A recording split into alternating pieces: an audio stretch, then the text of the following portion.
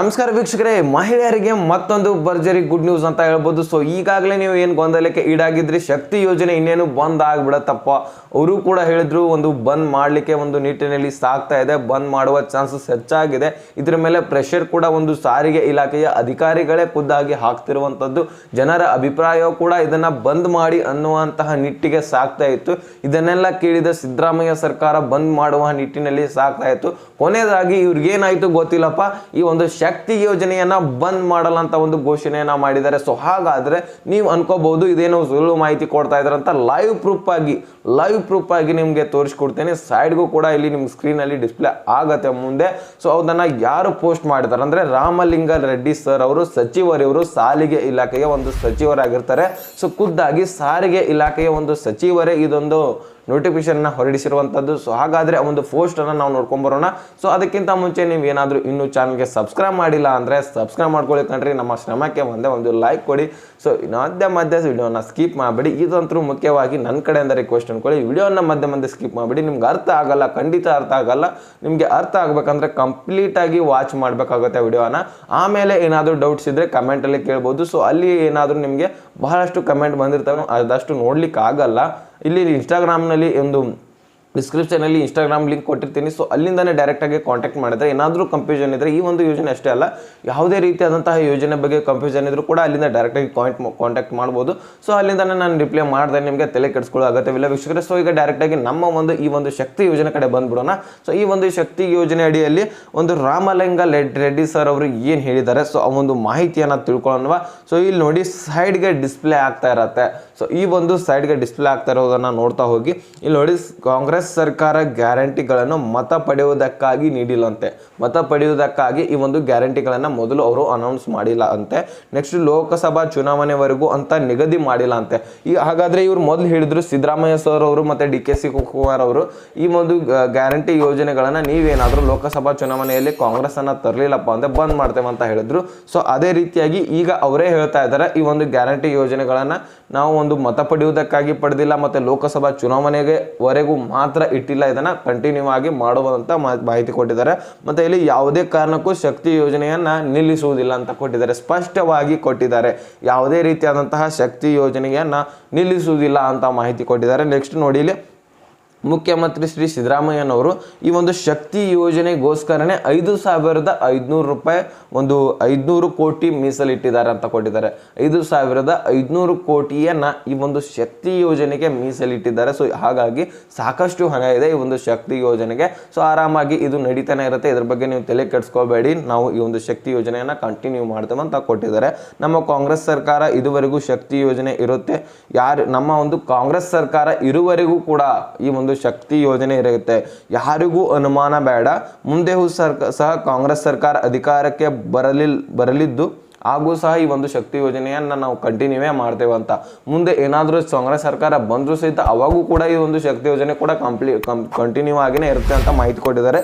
ಇಲ್ಲಿ ಒಂದು ಪೋಸ್ಟ್ ನೋಡ್ಬೋದು ನೀವು, ಈ ಒಂದು ಪೋಸ್ಟ್ ನೋಡಿ, ಇಲ್ಲಿ ರಾಮಲಿಂಗ ರೆಡ್ಡಿ ಸರ್ ಅವರೇ ಈ ಒಂದು ಟ್ವಿಟರ್ನಲ್ಲಿ ಪೋಸ್ಟ್ ಮಾಡಿದ್ದಾರೆ. ನಿಮ್ಗೆ ಈಗಾಗಲೇ ಹೇಳಿದೆ, ಇಲ್ಲಿ ಸ್ಕ್ರೀನಲ್ಲಿ ಕಾಣ್ತಾ ಇದ್ದಾರೆ. ನೀವು ಬೇಕಾದರೆ ಟ್ವಿಟರ್ನಲ್ಲಿ ರಾಮಲಿಂಗ ರೆಡ್ಡಿ ಅಂತ ಒಂದು ಸರ್ಚ್ ಮಾಡಿ. ಸೊ ಈ ಒಂದು ಸಚಿವರ ಒಂದು ಹೆಸರು ಬರುತ್ತೆ. ಸೊ ಒಂದು ಸಚಿವರ ಒಂದು ಲಿಸ್ಟಲ್ಲಿ ಹೋದರೆ ನೀವು, ಸೊ ಅಲ್ಲಿ ಪೋಸ್ಟ್ ಮಾಡಿರ್ತಾರೆ, ಆ ಪೋಸ್ಟನ್ನು ನೋಡ್ಕೋಬಹುದು. ಇಲ್ಲಿ ಮತ ಪಡೆಯಲು ಗ್ಯಾರಂಟಿಗಳನ್ನು ನೀಡಿಲ್ಲ, ಯಾವುದೇ ಕಾರಣಕ್ಕೂ ಶಕ್ತಿ ಯೋಜನೆ ನಿಲ್ಲಿಸಲ್ಲ, ಸಚಿವ ಒಂದು ರಾಮಲಿಂಗ ರೆಡ್ಡಿ ಅಂತ ಕೊಟ್ಟಿದ್ದಾರೆ ನೋಡಿ. ಸೊ ಸ್ಪಷ್ಟವಾಗಿ ಹೇಳ್ತಿರುವಂಥದ್ದು, ನಾವು ಈ ಒಂದು ಶಕ್ತಿ ಯೋಜನೆಯನ್ನ ಬಂದ್ ಮಾಡಲ್ಲ. ಸೊ ಇದ್ರ ಬಗ್ಗೆ ತಲೆ ಕೆಡಿಸ್ಕೊಳ್ಳುವ ಅಗತ್ಯವಿಲ್ಲ. ಅವರು ಅನ್ಕೋತಾ ಇದ್ದಾರೆ, ಈಗ ಜನರಿಂದ ಅಭಿಪ್ರಾಯ ಏನ್ ಹೋಗ್ತಾ ಇದೆ ಅಂದ್ರೆ ಬಂದ್ ಮಾಡಲೇಬೇಕು ಅಂತ ಅಭಿಪ್ರಾಯ ಹೋಗ್ತಾ ಇದೆ.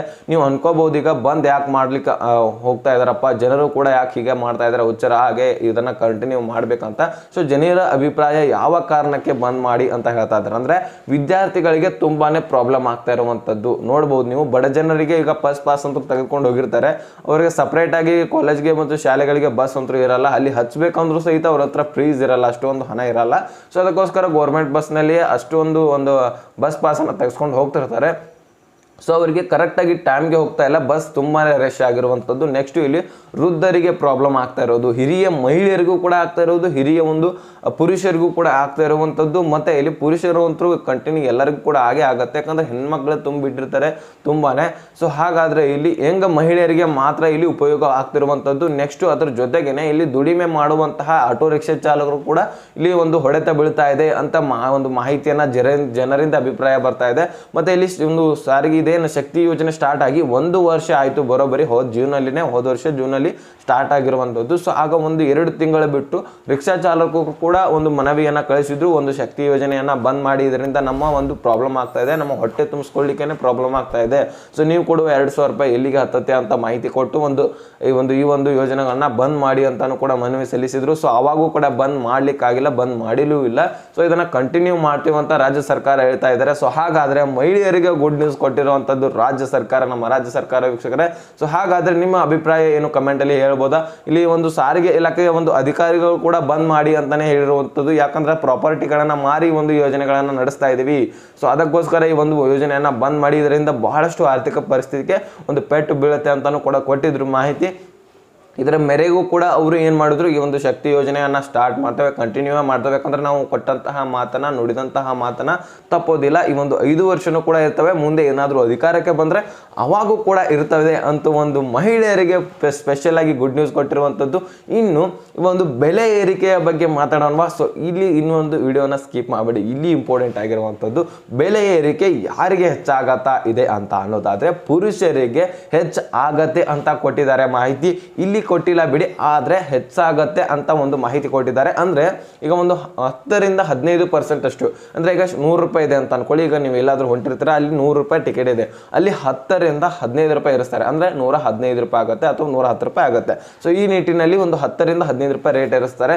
ಸೊ ಅಲ್ಲಿ ಮಹಿಳೆಯರ ಒಂದು ಅರ್ಧ ಒಂದು ರೇಟ್ ಏನಿದೆಲ್ಲ ಇಲ್ಲೇ ಪುರುಷರ ಹತ್ರ ಒಂದು ತೆಗೆದುಕೊಳ್ಳುವಂತಹ ಒಂದು, ಈ ಕಡೆ ಗೌರ್ಮೆಂಟ್ಗೂ ಏನು ಒಂದು ಲಾಸ್ ಆಗಿರಬಾರ್ದು, ಈ ಕಡೆಗೆ ಪುರುಷರಿಗೂ ಕೂಡ ಒಂದು ಮಹಿಳೆಯರಿಗೂ ಕೂಡ ಹೆಲ್ಪ್ ಆಗಿರ್ಬೇಕು ಅನ್ನುವ ನಿಟ್ಟಿನಲ್ಲಿ ಒಂದು ರಾಜ್ಯ ಸರ್ಕಾರ ನಡೀತಿರುವಂತದ್ದು. ಸೊ ರೇಟ್ ಹೆಚ್ಚಾದ ತಕ್ಷಣ ನಾನು ಒಂದು ಸಡನ್ ಆಗಿ ವಿಡಿಯೋ ಮುಖಾಂತರ ತಿಳಿಸ್ಕೊಡ್ತೀನಿ. ನೀವೇನ್ ಮಾಡ್ಬೇಕು ಹೇಳಿಕಂದ್ರೆ ವಿಡಿಯೋನ ಒಂದು ಲೈಕ್ ಕೊಡಬೇಕಾಗತ್ತೆ, ಚಾನಲ್ನ ಸಬ್ಸ್ಕ್ರೈಬ್ ಮಾಡ್ಕೊಂಡು ಇಟ್ಕೊಬೇಕಾಗತ್ತೆ, ನೋಟಿಫಿಕೇಶನ್ ಕೂಡ ಮುಖ್ಯವಾಗಿ ಆಲ್ ಮಾಡ್ಕೋಬೇಕಾಗತ್ತೆ, ಯಾಕಂದ್ರೆ ಅಲ್ಲಿಂದಾನೇ ನಿಮಗೆ ನೋಟಿಫಿಕೇಶನ್ ಮುಖಾಂತರ ಒಂದು ಬಂದು ತಲುಪತ್ತೆ ವಿಡಿಯೋ. ಸೊ ಹಾಗಾದ್ರೆ ವೀಕ್ಷಕರ ಮುಂದಿನ ವಿಡಿಯೋದಲ್ಲಿ ಸಿಗೋಣ. ಸೊ ಅಲ್ಲಿ ತನಕ bye bye, take care friends.